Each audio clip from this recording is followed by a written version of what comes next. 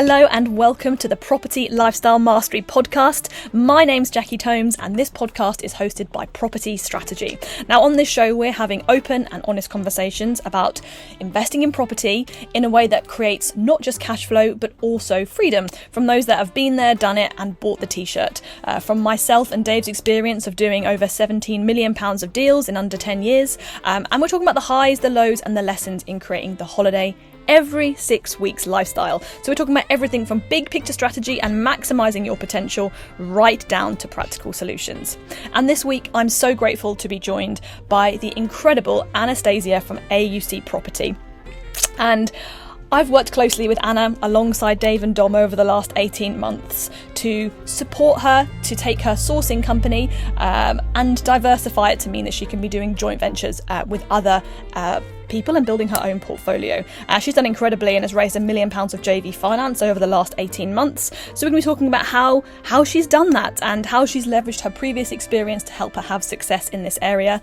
And I really appreciated the openness and vulnerability that Anna showed this week. So this is a fantastic episode. So let's do it. Hello, Anna. Hi, Jackie. It's awesome to be here with you today. I'm so looking forward to this conversation. I think you're just such an incredible powerhouse and what you're doing in property. And I know that you are such an inspiration to a lot of people. You've got a fantastic profile on social media. And I'm really grateful to be on this journey with you of what you're doing, raising finance and doing deals and just creating this whole new life for yourself. So I'm really, excited for this as an opportunity to just talk about some of those successes that you've had in terms of your property investing, raising finance, because that's been a big area of focus for you over the last 18 months. And I'm just keen to just have you share some of those lessons that you've had along the way and some of the challenges that you've overcome too. So maybe just give us, I think focusing on the last 18 months is good because that's when you've been really looking at raising finance. So maybe you could, just start by telling us maybe where you were 18 months ago and just paint that picture as a starting point. Yeah, well, first of all, I'm really happy to be here. Always happy to have a conversation with Jackie. So 18 months ago, I had by that time done a property course. I had invested in one single HMO on social housing. And by that time, I also sourced 6 deals onto clients. So whether you can call it, I already had a sourcing business or I was just getting into sourcing, but I certainly had some experience and definitely aspirations to grow further in property. Nice. And then what did you see as the main challenges that you had to overcome to be able to move forward from where you were? So the main challenges from essentially doing property ad hoc to now having a structure and essentially a business. It is one big challenge, Jackie. I can't say there is anything that I've overcome. It feels I'm still having challenges every single day. Every single day there's something new, and it is just about I think the biggest click for me was seeing the bigger picture of what it could have become, of what it could be. And that's when I knew, okay, that, property is really interesting, it's really creative, it really plays to my strengths. A lot of the things I've done in my previous career, I've been working in IT for 15 years, managing projects, there's loads of transferable skills. So I saw a real opportunity. And for me, it was just about starting to believe in myself. And then that belief was there, but then the structure wasn't there, and that's how you and I got to know each other. That's really nice. Thanks for your honesty, Anna, because I think it's so easy to look at people who are incredibly successful at what they are doing, like yourself, and to just think that you kind of get to this point where everything is sorted. And I feel quite, same with us, right? We're really successful in what we've done, but it doesn't mean that there's no challenges anymore. And I think that for me is a big part of the message of these conversations, is just to be like, it doesn't just because you're creating financial freedom for yourself and being successful, it doesn't mean that you lose all the challenges. So it's really refreshing to hear your honesty on that, and also to hear For me, like the self, maybe can we just pick up on the self-belief part of it for a moment? Because I think I'm sure many people would be shocked to hear you say that you've maybe struggled with self-belief kind of along the way. You seem so confident. Are you able to just elaborate a bit more about what that's meant for you? Um, I mean, having going into business, it is a big responsibility. It is not, for me, it's never really been about sort of being having it's not been about the money aspect of it. It's about doing something that you love. It's about the passion, but also to grow a business, you are responsible for a lot of other people, a lot of their Mm, journeys, a lot of and that is quite of a it's quite it was quite it felt like pressure to me, that I'm now responsible for other families, other people, and it was a question of can I lead, can I take that step into leadership, and what's really interesting is that in my career working for somebody else, I was leading teams, small teams, five people, teams of 5 to 7, to teams of 15, 20, and and beyond. And I never had that struggle because I didn't, even though I was leading, I didn't feel the stress of they're sort of they're on my shoulders, and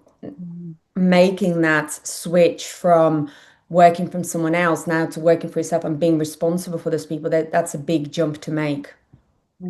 Got yeah. And then that's made you feel, am I what capable enough to carry that? Like, what's the thought process that goes on there?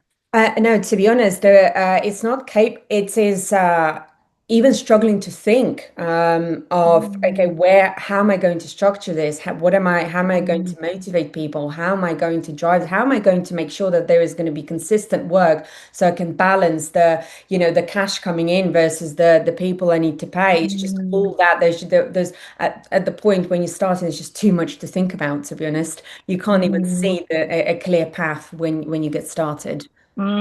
Yes, spot on. So tell me then how you've handled that, because you've spoken a lot about structure and the fact that that's helped you a lot. Can you explain what you mean by structure? Yeah, I mean, first of all, how I've handled it. I've always been a person, even though something isn't very clear to me, I always follow my gut. And even within property, I felt as soon as I did my first HMO, it was just a small 4-bedroom HMO on social housing. I knew there was something in this that I wanted to continue doing. And every challenge, or all the challenges that I have, I sort of have a gut feeling about it first. I need to do it. I don't know how yet, and I tend to sort of jump into it and figure things out along the way. So Mm, that is essentially the same. I did the same thing. I said, okay, well, I know I want this. I don't know how am I going to do that, and let's get started. And in terms of structure, I mean, when you build a business, there's different aspects of a business. You've got your sales function, you've got your marketing, you've got your actual product, then you've got the whole operations, and then you've also got the finance, and all of that needs structure to run. And when you're a one-man band, you're obviously stretched, you're stretched, and you're wearing all of those different hats. But to go from you just earning some, money, to actually having a business, you need to have a structure that other people can step into, that you that you delegate, and then you can hand it over to your team, and that is and then I think the what I've seen over the last 18 months, for me, it is essentially, it's not been about doing the job. It is always about, okay, I've got this new challenge, and rather than how am I going to sort this challenge, how am I going to put a structure so when this challenge happens again, I don't have to deal with this problem again. And that is mm, the key. And sometimes you go a little bit slower because dealing with a problem might be quicker than putting a structure in place. But if you want to scale, if you want to grow, it is about, why do I have this problem? How can I create a scalable solution for this, and how I can delegate it now to someone else to look after it. So that to really me, good. yeah. Yeah, it makes a lot of sense. So you're basically, it sounds like you've got a lot of clarity about like the different functions that are going on within the business and starting to think about how those are each going to operate and thinking about how you remove yourself little by little. And I think you're doing a really great job of that because I think it's balancing that tightrope between like abdicating everything and handing it over to someone else in its entirety versus what bits you hand over piece by piece to mean that you're learning the lessons along the way, not giving too much over, not giving something to someone who can't hack it, and minimizing the risk. So I think you're doing a really great job of how you're managing all of those different aspects. And I also just wanted to pick up on the fact that that you are able to self-manage yourself to go, this is what I want to do, and I'm going to go for it, even though I can't fully see all of the how. You probably don't realize this in yourself, but that is a very rare combination of things that not everyone has. So I wonder if we can just like zero in on that a little bit for a second. How do you manage to do that? Like, how do you trust yourself to take that next step into the unknown? Any wisdom if you start to think about that? I think I see myself as a quite of a risk taker, but Mm, I don't think I was born a risk taker. I think I have the size of the risks that I've been taking over the years have been every time, a little bit bigger and bigger and bigger. So I'm now just really comfortable because I mm, know I have the confidence in myself that I'll be able to figure it out. And maybe a couple mm, of years ago, there was a small problem that I thought was a big problem. And now I see it's a small problem. And the problems that I now see that are quite big, in a couple of years' time, they're going to be small again. So your risk profile is almost growing. And the other thing I realized, Jackie, is that I'm not the smartest person in the room. I by far don't know the answers, but I am what the skill that I do have is to find those people that have those answers for me and essentially motivate them and rely on them and to, and drive them to make that, to figure it out and work with them. And then I'll learn in the process. So I think I've learned to trust myself, and I've also learned to trust the people that I work with, that, everything will come together. And it sounds like you're doing that in a way that's like always a bit out of your comfort zone, but not too much of a stretch that means it's not a catastrophic risk. Like you're a risk taker in the sense that you're happy to take a risk, but it does feel that there's a level of calculation that you're kind of making to that risk to go, this is just a bit outside of what I am comfortable. And then you consistently do that time after time, which then compounds into making dramatic leaps and strides, but it doesn't feel like you're just ever charging into the unknown. Because I think that's quite often people who would often describe themselves as a risk taker, like many of them are just doing stuff that they haven't really thought through, and therefore the risk is incredibly high that if it goes wrong it's like a wipeout situation. But it doesn't feel like that's the level of risks that I'm generally seeing you take. Would you agree with that? Oh my God, Jackie, you're so good at this. You're just so good at reading people. Now you said it, you're absolutely right. Whenever I see whether it's a project or a problem, I make an assessment. It just happens naturally to me. How much do I know about it and how much I don't know? And I'm very Mm, happy with, maybe okay, I'm 50% confident, but 50% I'm not. And then what I tend to do is I tend to just start talking about it to other people.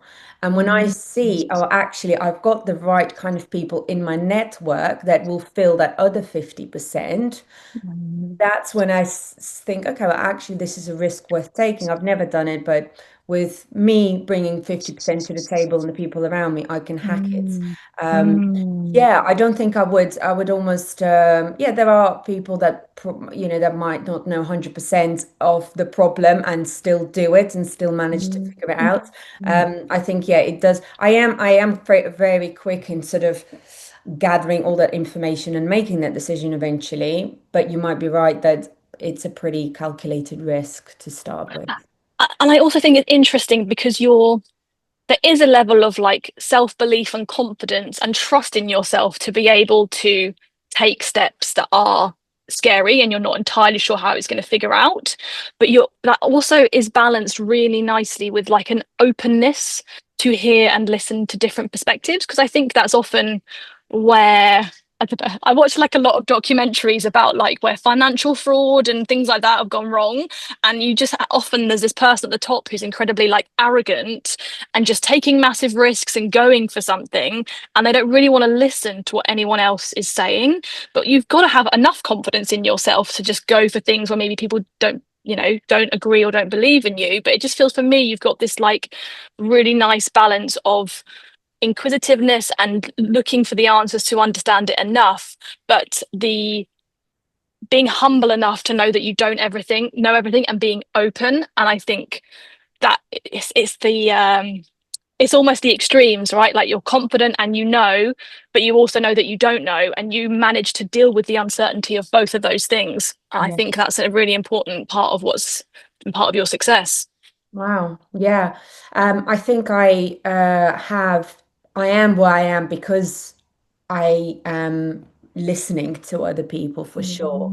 When I hear somebody giving me a completely different perspective, there are so as I'm progressing on this journey, as I'm building a bigger team, I'm just joined and I meet people that have done so much more than I have, and that's amazing. And I take every opportunity I get when I speak to people like that to see see what they have done and how is it different to what I've been doing and what I can learn from them. And you can only grow by listening, really. Mhm. Um, and the what you just said as well was really interesting about the looking for answers. Um, I need to understand, even if I can solve a problem without understanding the root cause, that's not my approach. I need to understand the root cause and then I can make a decision. Mm. And I've really observed myself doing that. Uh, Mm. yeah. I guess it also for me tips into this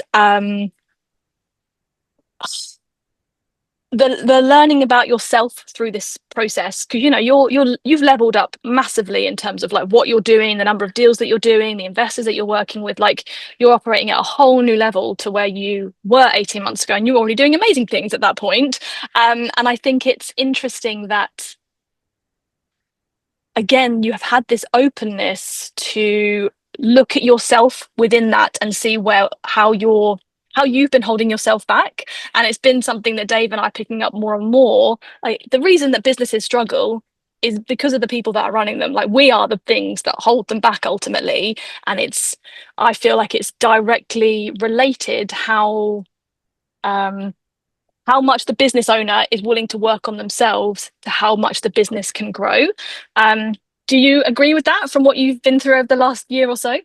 Oh yeah, massively. I think I was, so looking back 18 months, I was ready, I was fired up, I didn't know what was coming, and I just went with the flow. I was trusting the progress, the process, and it's brought me to where I am now, having multiple joint ventures. I've raised now over a million in capital just under a year, and I've got a successful sourcing business, and um, but the so and what's taking me to this point are sort of the processes and know how to Mm. scale. But now I've got a massive challenge, and that is me.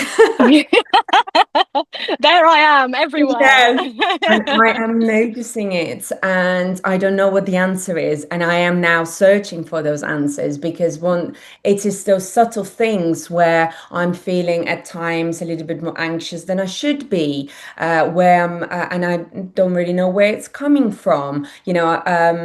I know where I'm doing well, or the KPIs are tracking, but I'm still not, feeling okay.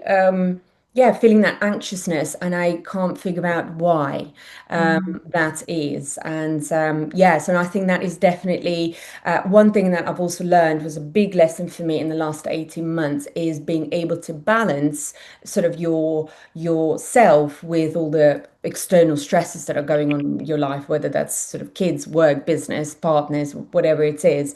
I was introduced to things like meditation and breathing techniques only 18 months ago, and that's been massive. And I think what I'm now up against is the stress levels. The more and more people are coming into my business, the bigger the structure is.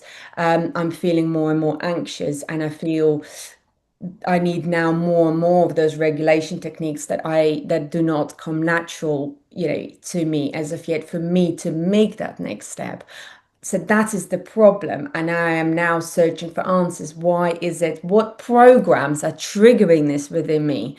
And how can I get rid of them or like reprogram them? It's really good. And that's like, it's wonderful that you've got that awareness of what's going on and starting to, because many people in your situation get to this point and then they just start to blame the business or the fact that that team member's doing this, that, or the other. And we want to blame what's going on in the business. But what is great is that you're going, okay, how do I need to change to be able to handle this? And that's exactly what Dave and I have been through, like just to realize how much we're letting the stress of all of the deals and all of the responsibility that you're talking about.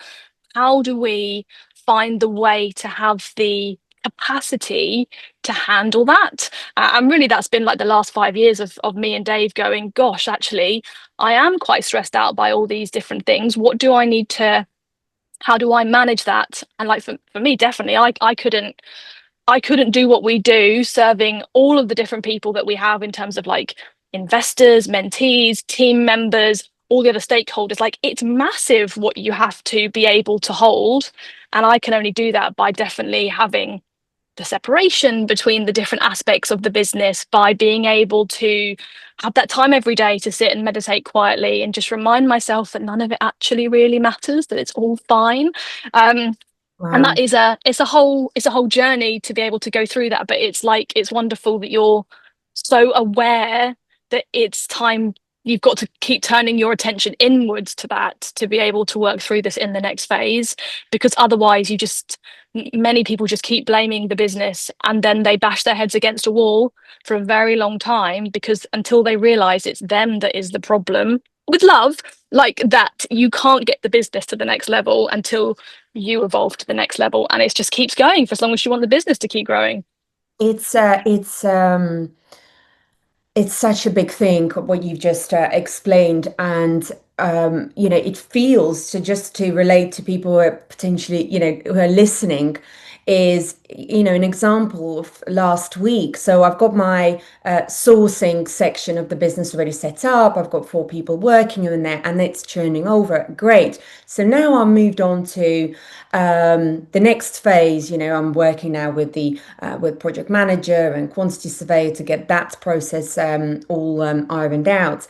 And as I am spinning now let's say the project management plate, things completely fell down in the sourcing because of some, messed up spreadsheets and this and the other. And essentially the whole team was like looking in completely wrong areas. And and then my one of my contracts, I've got 4 contracting teams at the minute looking after the refurbishments. He was supposed to send out the schedules of work, and I thought that process was now all set up and running. And then I get a phone call from a client like, "Where's my schedules of work? I haven't received it for 2 weeks." And then you think, okay, well, how many more plates? You can't spin them all at the same time. And what you said was really important, is where you start thinking, oh, he's not good for the job, he's not doing his job properly, because that's what you mean by blaming the people and blaming the business. It's so easy to do that. I felt very, that's when sort of, okay, I felt a bit anxious. Okay, how can I actually move forward from this? Because none of the people, everybody is working in the business are, good people trying to do good things, but things are just not working. So first Mm, step is, how can I make sure it doesn't get to me the way it gets to me, that I'm not able to sleep? mm, And then the second thing is actually looking at these issues then from a more objective perspective. How can we solve them? So it's a 2-step process, but the first step is very much you having a clear head when you look at these problems. 100%, because you're right. Because if you're tired and you're crabby and you're looking at it from the wrong thing, you just want to get angry and get annoyed at people and fire people. And actually, sometimes that might be the right decision, but we still don't need to do that in a mean way. Like we still want to do that kindly and with love if that's the right decision to part ways.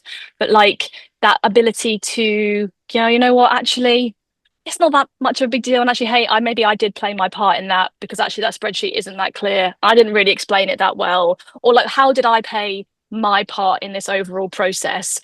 It is really important. And ultimately, also for me and Dave, excuse me, it's we're perfectionists. Like that has been one of our biggest things that we've had to overcome through exactly what you're talking about here. Same thing, right? Like, don't worry, you're not alone. Like it happens to us, happens to everyone. Like it's not going to be perfect. Like we're creating this thing out of nothing. Like there are going to be errors, and it's not the absence of errors, it's how we handle the errors when they come up and how we learn and grow and improve through it, which is exactly what you're saying. And I think it's as long as it doesn't hurt you, like it doesn't hurt your soul. Basically you're like, I should be better, I'm not good enough. And that perfectionism, letting go of that has been one of our biggest limiting factors over the last few years, just realizing you are going to drop balls, and it's just a case of figuring out which balls you drop, because there's only so many things that you can juggle at one time. And so therefore some of the balls you're just going to have to let fall or to give to others, and just therefore prioritizing that the balls that you are keeping in your court are therefore the highest priority ones at that time. Then you throw it over to someone else and they're juggling it, and then maybe you have to swap it over and put something else. And like that is the job of like running a business, like trying to keep the right ball in the air at the right time. When one is dropped, how do we then pick it up and start juggling with it again and resolve what's come up there? And the ability to do all of that, but still be able to sleep at night, to still be healthy and to still be happy, like that for me is that whole mindset piece of just being able to pick up a problem and put it down until you want to pick it up again. And that is sounds so simple, but it's so hard. Yeah, yeah. Great chat, Anna. Okay, so for you then, let's rewind a little bit and look a bit at how you've then gone from focusing primarily on sourcing to working with JV partners. What have been some of the things that you've had to get in place to be able to do that? Yeah. So first of all, I think it's the same challenge that many property investors are facing. At some point, your capital will run out, and you need a system if you want to keep on growing your portfolio of, how to do that. So you can be, if you, for example, if you've got another business, or if you've got you've got savings from your job, whatever it is, you top up. But that's a very slow way of sort of growing. Then I don't know, if the people that are listening, you then have the option of borrowing money from people, and then you can also set up partnerships where essentially you grow in the business together, where you build a portfolio within that. Now, I initially started with the idea that I want to borrow money from, people on a fixed rate and give it back to them after I've completed the project. And one thing, the first thing I did is I spoke to sourcing clients where the trust was already established. And what was really interesting, one of the first conversations that I had, where I was sort of asking for money. At that point, that was the mindset. I was asking people for money. Mm. um, my sourcing client, she said, "Well, Anna, I'm not going to give you money, but I want to do business with you." And that is when I thought, oh, hold on. So what does that even mean? Mm. And that is essentially the essence of a joint venture. It was, it's a lady that had cash to invest. She wants to build a portfolio, and she now had the trust with me to say, look, here is the cash. You run the day-to-day operations of the business. You grow the portfolio, and we make it happen. And that was the switch for me when we started. I went out, I sourced a brilliant deal. We did a assisted living accommodation project together, really successful. Pulled money, it was an all money out deal, pulled more money out from that. And that's when I understood, hold on, I'm not asking people for money. I am I am creating a win-win opportunity. I am going into business together and we are complementing each other. I am giving them something that they can't do. They obviously have, and they're giving me something that I don't have, which is the capital. Now I am, and this is where my confidence is actually a good thing because I'm quite a resourceful person, and whoever's worked with me understands that doesn't really, I might have never done assisted living, but I'll sort it out. I'll find a way. I'll figure it out.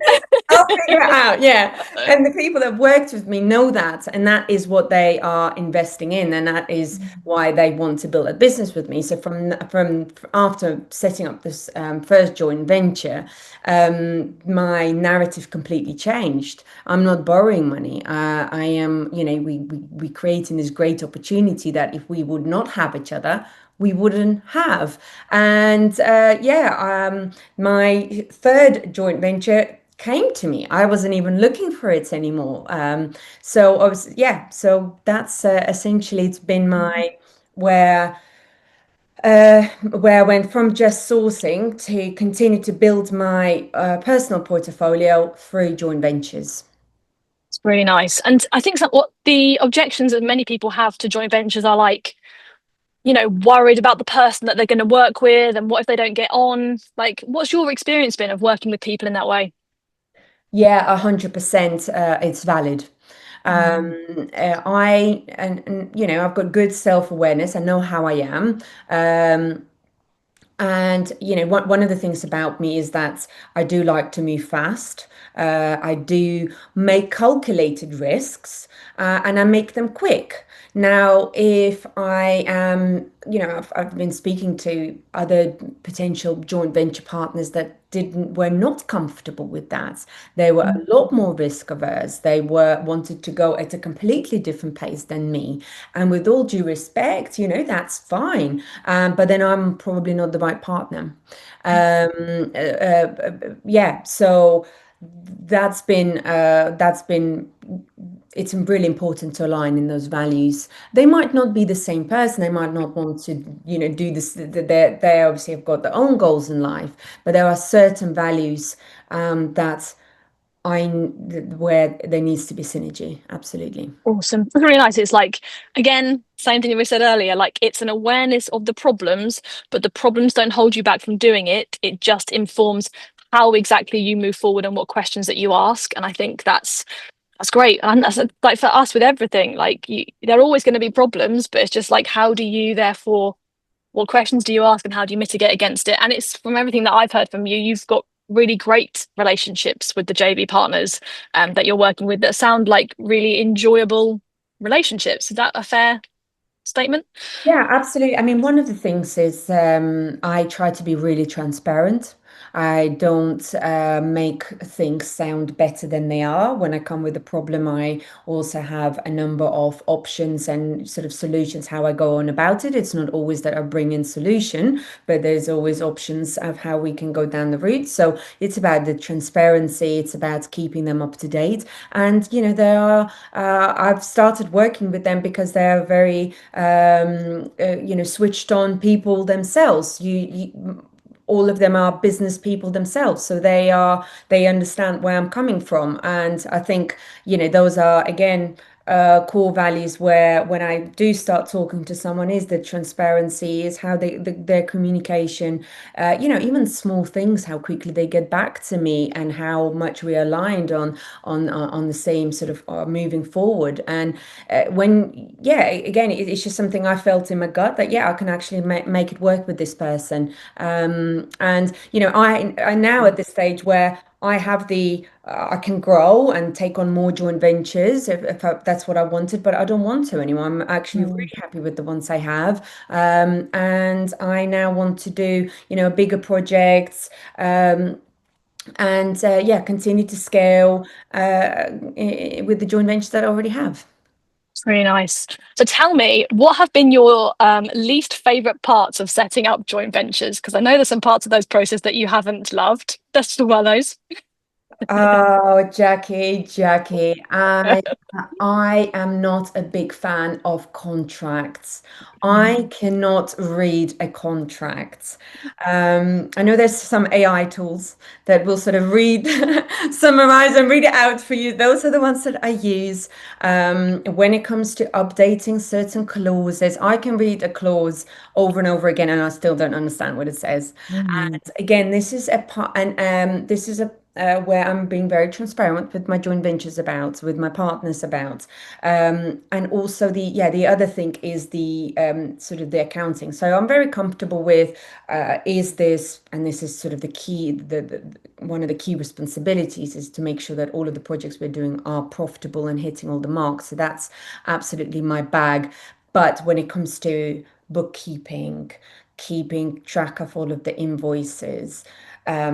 Again, that is such a tedious job for me, and I'm very transparent about it. So we've got two ways we can go on about it. Now, so far, I've been very lucky with my partners that are very attention to detail, and I love documents and invoices and keeping things organized. So they've actually taken that on themselves, which is brilliant. Also, the contracts.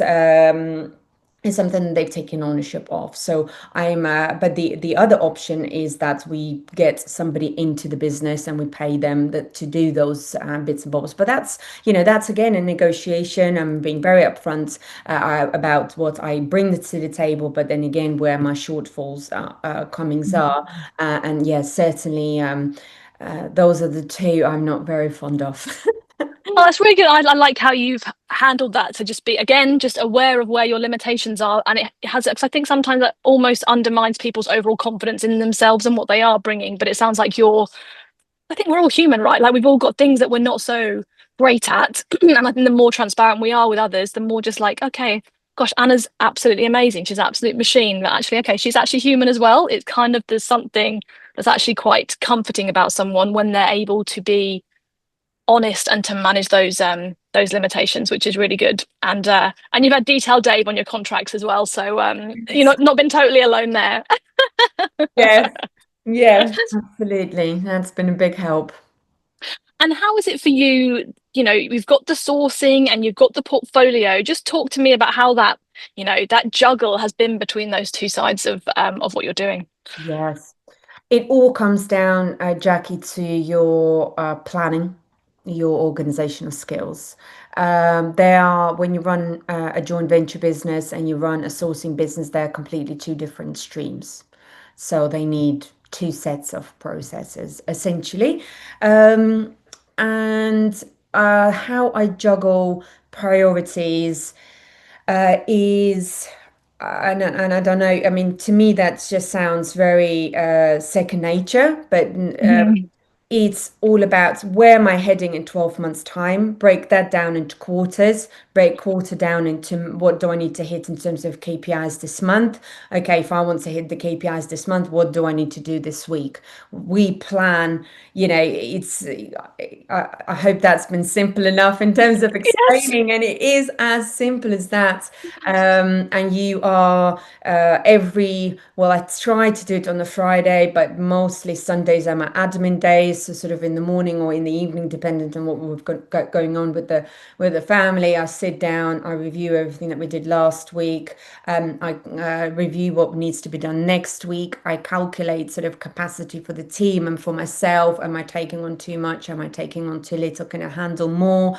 I review the priorities for that week. Are they still lining up to what I'm trying to achieve for the month? Oh, let me just remind myself what I'm trying to achieve for the month. Oh, actually, it's in front of me. So I don't, it's just there. And then, oh, does this actually make sense still? No, it doesn't. Let's just go back to the quarter. Mhm. What am I trying to achieve for the quarter? Oh, let's reshuffle some bits. And then that's essentially how how you need to, how I manage it. It's great. That's why we get on so well, Anna. Exactly, like Dave and I recorded a podcast literally a couple of days ago, which basically said exactly that. You do the year, you do the course, you do the month, you do the week, and like it's just simple. I think the hard thing is the ability to consistently do that week in, week out, month in, month out, quarter in, quarter out. And I think it's just that execution of that, just keeping your focus on the priorities, which is something that you're Yeah, you do brilliantly, and it's like a non-negotiable. It's just like that's just what work is for you, and that's exactly how it's been. That's been how it's been for me as well. Like I think it's probably one of the biggest things that we've excelled at is just that like consistent execution. So yeah, I'm with you, Anna. Like we're on the same page. Yeah, yeah, just to, I do know that people do struggle with it. And I think one thing to say is that I've been doing this for 15 years. Mm. This is bread and butter. When I think about, oh, I forgot to buy milk, it goes into my project management tool. I do not kid you. Otherwise, I will forget. There are too many things that are going on in my life. If I don't write it down, it's not going to happen. But then again, it's such a second nature because I've been working in this way. And for the past 15 years, it's not that, oh, let's do property, let's start to get organized. It takes practice, it takes until it becomes second nature. Yeah. And I think that's what's really interesting is like you've done lots of different things over the last 15 years, but basically the fundamentals about how you are getting stuff done are the same across all of them, right? Like, what do I want to achieve? And therefore bring it all back again, quarter, month, week, and you're just doing that. And yes, like the exact systems are different and the problems are different, but the infrastructure to getting the stuff done remains the same, right? Yes, yes, 100%. I think what I'm doing for the first time, I've run different businesses over the last 15 years, and I was very much heavily in the business. And I think the biggest shift that I'm making now is I am trying to build a business without me being in it. Mm. And that is where ultimately where I want to get to. Um, And what are the main challenges of that you're facing right now? The main challenges is to it's about to remove yourself from the business, you need to have three things in place. The design of your business, that includes the people, the departments, the processes within, needs to be right. So the design of it, and that's quite difficult when you already take an established team, and that's so from my experience going back to IT. To redesign that team is a lot easier than when you don't have a team at all, and then just to think about how it's all going to flow because you're starting from scratch. So that is just imagining it of, okay, in property, in sourcing, how do I need to design this process for it to work? Mm. Then once you've designed it, it's about putting people in there and try to iterate the process and fine tune it. And then people is absolutely number one within all of it. You think they are going to be brilliant at this, but then soon you realize, well, actually, no. And bringing somebody on board, training them until they really understand you and your business and the process and can excel at it, it takes time. And that is, I think, if I could, let's say, um, if I can have tomorrow all the right people, hire all the people that I need and train them all at the same time and just show them how it's all done, I think this business I can remove myself within 3 months. But it doesn't work like that, does it, Jackie? No, it doesn't. And that's what takes time. That's what takes time. It's that balance of that patience and impatience. Like we want to get it done, but we can't just get it done, and we have to like work with people and figure out where to exactly put them and if they're right or not. And yeah, finding the enjoyment in all of that. Oh, it's amazing, Anna. It's yeah, it's just great to watch your journey and your progress and your realizations along the way. So if people are here sitting here listening and they're maybe where you were 18 months ago, they've maybe done their first deals and they're wanting to go and do more and accelerate their personal cash flow, what would be your biggest takeaways that you'd want them to have from listening to you today? What's interesting, Jack, is I'm having this conversation almost on a daily basis when I speak to investors. It seems like everyone has the same goals of, oh, I want to have 5,000, 10,000 passive income. They're all saying the same thing. So what are you doing about it? Oh, yeah, yeah, yeah. I've been doing some reading about it. Okay, well, for how long? Like, what are the steps? So the takeaway is just write down just the steps you're going to take for the next month. Don't think about the overall strategy, because you'd have no idea if you've not done much in property yet. You'd have no idea what your 12-month strategy is going to be like. I've heard so many other, talking about you need to set up a business plan. You've not even bought a property. What business plan are you talking about? Just what are you going to do the next month that will just get you closer? Maybe it's just as simple as I'm going to visit 5 houses and just going to see if I like them. I don't even know the strategy, or I'm going to focus on this strategy, and whatever that is depends on where your journey is. If you already have a portfolio and you want to scale, obviously, then it is about maybe mentorship. It's everyone's journey is different, but I think for everyone is just understanding what you need to do in the next month to get you to that next milestone, and just do it, even if you don't understand yet how it's going to fit into the bigger picture. As you go, things will It unravel, will unfold. will unfold. Yes. Really nice. It's great. Such a clear, simple, but incredibly powerful takeaway for anyone. Amazing, Anna. Is there anything else you want to say before we wrap up the session today? Oh, well, it's always great chatting to you, Jackie. So thanks for having me today. Well done, Anna. Keep up the great work. Keep balancing those different contradictions within what you're doing. I think it's, you've clearly got such a level of capability to handle so many different aspects going on at the same time. And you're building a great team, building some great investors along the way as well. And I'm super excited to see what happens next. So yeah, looking forward to watching it all happen. So thank you so much, Anna. Go and keep doing what you're doing, and do the week, the month, the quarter, the year. And let's say where we are a year or 18 months from now. I think it's going to blow our minds. Amazing. Thanks, Jackie. Love it. I hope you were really inspired by this week's episode. I certainly loved having that conversation with Anna. If you're interested to source properties through Anna, or to find out more about investing with her, her contact details are in the show notes. Her Instagram account is Invest with Anastasiya, and her email is anastasia@aucpropertyinvestments.co.uk. And Anastasiya is spelt Anastasiya.